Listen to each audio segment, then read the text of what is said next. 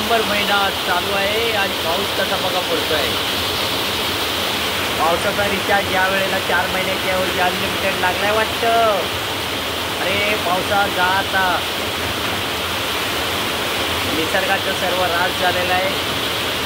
नवीन नवीन chemical कंपन्या आल्या आहेत कोकणामध्ये, त्यामुळे कोकणामध्ये सुद्धा आता क्लायमेट बिघडलेलं आहे. आणि असंच जर राहिलं तर शेतीवरती दुष्परिणाम होणार आहे.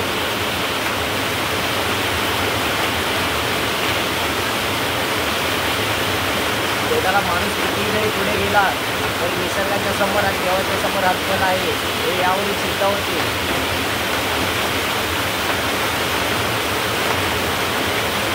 केमिकल कंपन्या कमीत कमी ग्रामीण भागात तरी नाही पाहिजे.